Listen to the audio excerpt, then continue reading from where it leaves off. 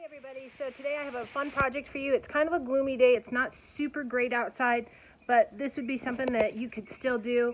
I went out this morning and did this. I just walked around my yard. You can see there, Mr. Shipley's house.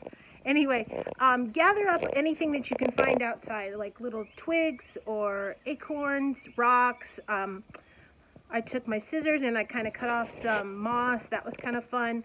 Weeds, dried weeds from the winter are the very, very best. Collect those all into a bag, and then when you get inside, take a piece of watercolor paper or any kind of paper and just kind of make a sky background, and then you're going to create a landscape sculpture on top of that.